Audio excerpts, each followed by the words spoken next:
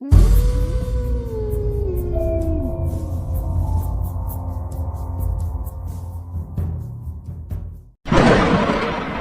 रात का समय था। बाहर गरजते बादल और बिजली की जोरदार आवाज सुनकर सोगो चौंक कर अपने बिस्तर पर बैठ जाता है, लेकिन ये देखकर उसके होश उड़ जाते हैं कि वो इस समय अपने बेडरूम में नहीं बल्कि किसी सुनसान कमरे में जमीन पर बैठा हुआ है। सोगो के कमरे में हल्की मध्यम रोशनी थी, जिसमें उसे दिखाई दे रहा था कि वो कमरा जिसमें वो बैठा हुआ है वो काफी गंदा, बदबूदार और टूटा फूटा है। सोगो ये देखकर काफी घबरा जाता है और उठकर खड़ा हो जाता है। अचानक ही उसे एक बार फिर बिजली कड़कने की जोरदार आवाज सुनाई देती है, जिसे सुनकर उसकी रूह कांप उठती है। सहमते हुए वो 2-4 कदम आगे बढ़ाता है, तभी उसे एक परछाई अपनी ओर आती हुई दिखाई देती है। जो किसी जानवर की तरह लपकते हुए तेजी से उसकी ओर आ रहा है। सोगो पूरी तरह से घबरा जाता है और तेजी से कमरे से निकलकर एक गलियारे में पहुंच जाता है और दौड़ने लगता है। वो परछाई भी सोगो का पीछा कर रही थी।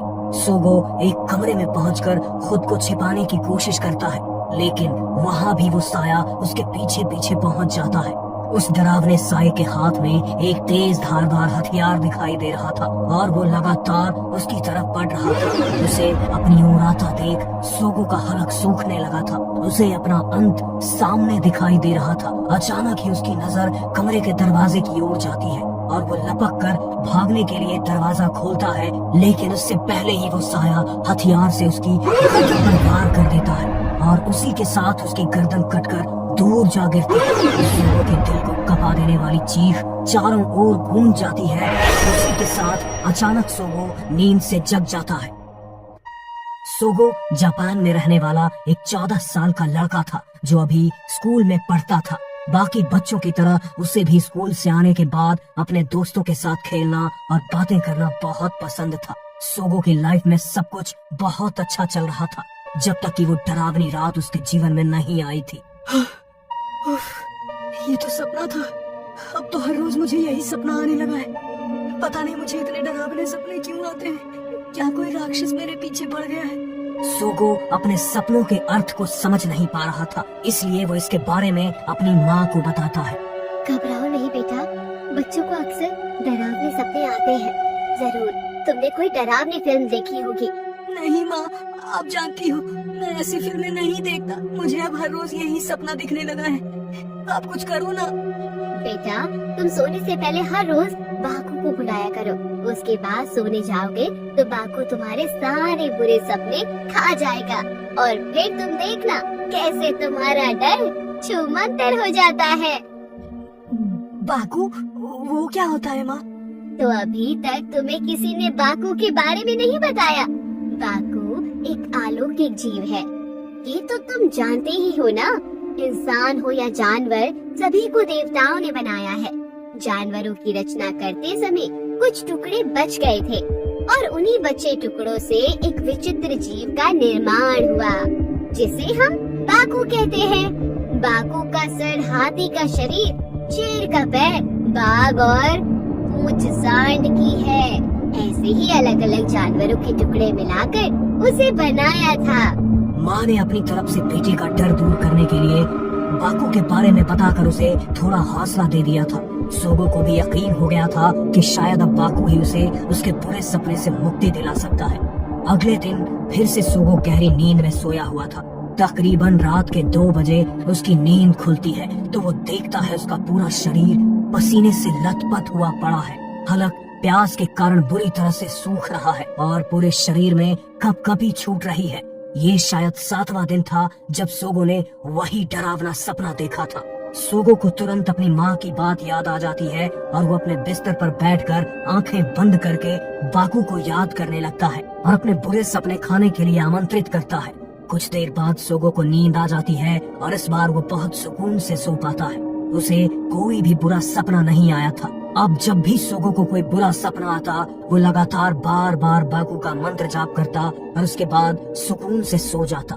कुछ दिन ऐसे ही बीत जाते हैं। एक दिन जब सोगो गहरी नींद में सो रहा था, उसे सपने में अपनी माँ की दर्दनाक मौत दिखाई देती है, जिसके बाद वो बहुत बेचैनी महसूस करने लगता है। किसी भी बच्चे के लिए उसकी माँ का उसे छोड़कर जाने से बड़ा डर शायद कोई और नहीं होता। नींद से जागने के बाद सोगो काफी देर तक रोता रहता है और फिर वो बाकू को मंत्र पढ़कर अपने सपने को खाने के लिए बुलाता है। आज बाकू को बुलाने के बाद भी सोगो की आंखों में नींद नहीं थी। वो लगातार छत पर घूमते पंखे को देख रहा था। तभी उसे कमरे की हवा में एक भारीपन सा महसूस होने लगा। सोगो ने महसूस किया कि रात के सन्नाटे के बीच किसी बड़े से जीव के सांस लेने की आहट भी उसके कानों में पड़ रही है। सोगो घबरा कर उठकर बैठ जाता है और पीछे की दीवार की ओर देखता है तो मानो उसके पांव के नीचे से जमीन ही खिसक जाती है। पीछे की दीवार पर एक बड़ा डरावना सा जानवर जैसा दिखने वाला चेहरा दिखाई दे रहा था। उसने अपनी लाल भयानक आंखें और मुंह खुला रखा हुआ था। कमरे में फैली मध्यम रोशनी में उसने कुछ दूधिया सी रोशनी को उस जानवर के मुंह में जाते हुए देखा और मानो उसका शरीर बेड पर ही बर्फ हो गया। ना तो वो हिल पा रहा था और ना ही चीख पा रहा था। कुछ ही पलों के बाद कमरे का वातावरण पहले की तरह बिल्कुल हल्का हो गया था। सोगो ने नजर उठाकर देखा, उसे अब कमरे में बाकू कहीं नजर नहीं आ रहा था। उसने चैन की सांस ली और खुद को समझाने की कोशिश की कि शायद वो उसका बुरा सपना खाने के लिए ही आया था, क्योंकि बाकू ने उसे कोई नुकसान नहीं पहुंचाया था। इसलिए उसके मन से धीरे धीरे बाकू का डर कम होने लगा था। सोगो को अब यकीन हो चला था कि अब उसे किसी भी बुरे सपने से डरने की कोई जरूरत नहीं है, क्योंकि बाकू उसके साथ है। जैसे ही सोगो के मन में ये विश्वास पैदा हुआ, सोगो को बुरे सपने आने खुद ब खुद कम हो गए। लगभग 10 दिन बीत गए थे। सोगो अब खुशी खुशी स्कूल जाता, अपने दोस्तों से मिलता और अपना पसंदीदा खाना खाकर चैन की नींद सो जाता। सब कुछ बिल्कुल वैसा ही हो चुका था जैसा कोई भी बच्चा अपनी लाइफ के लिए चाहता है। लेकिन सोगो नहीं जानता था कि जिस बाकू को उसने अपने डर को काबू करने के लिए बुलाया है, वही उसके लिए जीवन का सबसे बड़ा डर बन जाएगा। बुरे सपने को खाने के लिए बाकू को बुलाते हुए सोगो से एक गलती हो गई थी।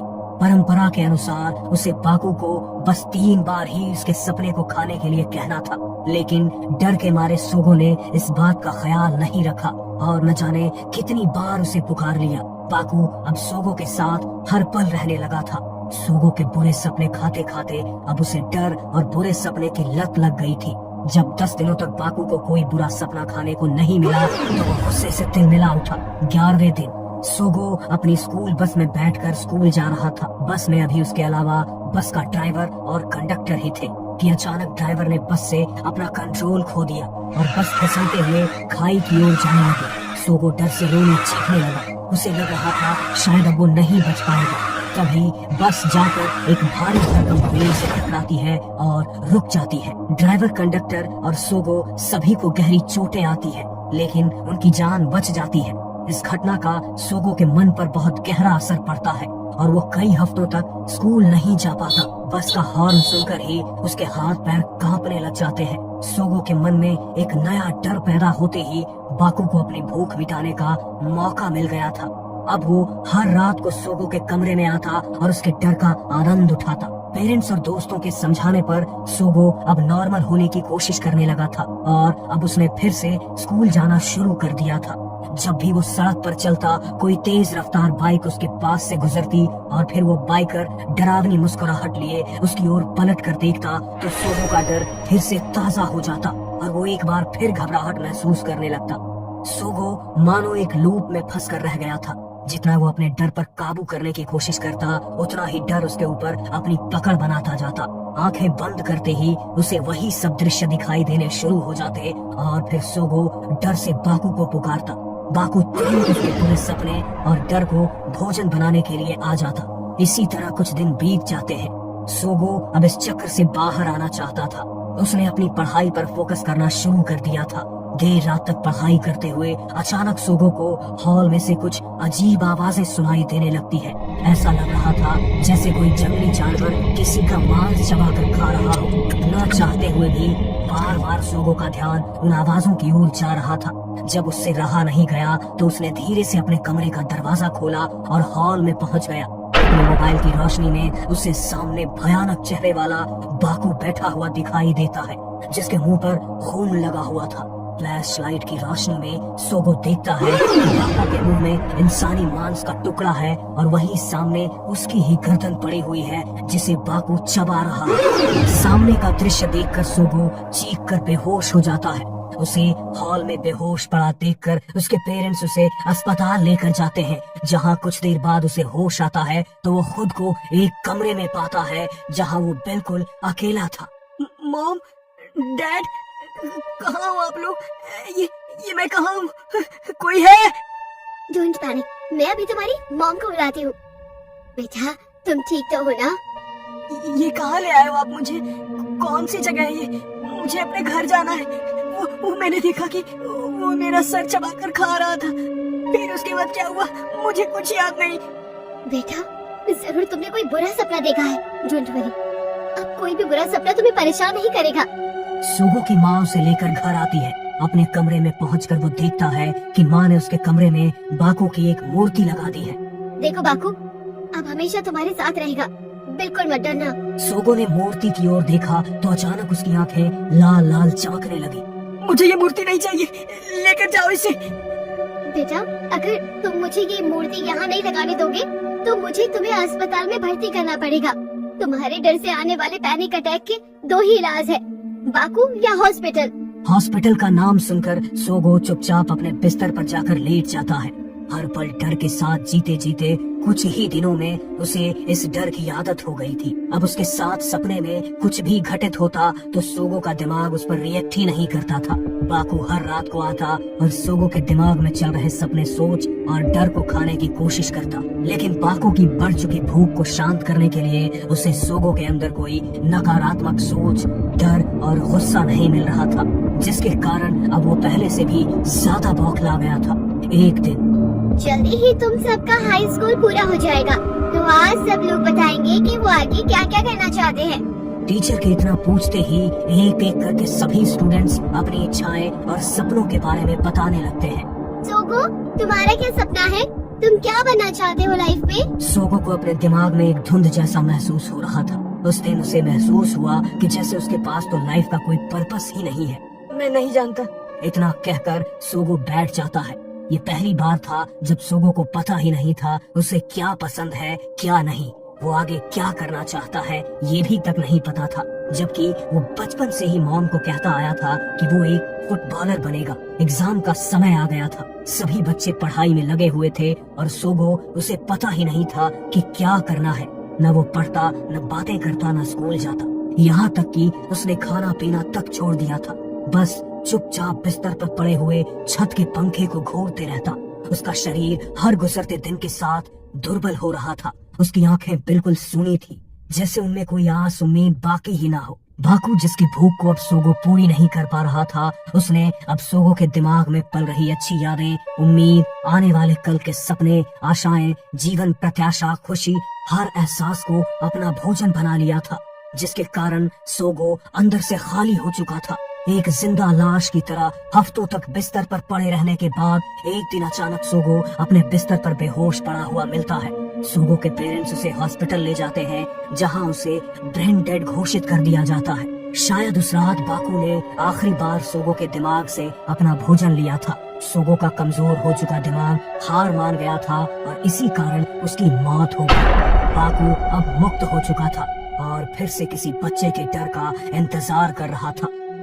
कुछ दिन बाद, मॉम, मुझे बहुत डर लग रहा है। मैंने एक डरावना सपना देखा है। डोंट वरी बेटा, हम अभी बाकू का मंत्र पढ़ेंगे, फिर तुम्हें कभी डर नहीं लगेगा। इधर बच्चा बाकू को उसके बुरे सपने खाने के लिए बुला रहा था, वहीं दूसरी ओर बाकू हाथी की डरावनी आवाज निकालकर खुशी जाहिर कर रहा था।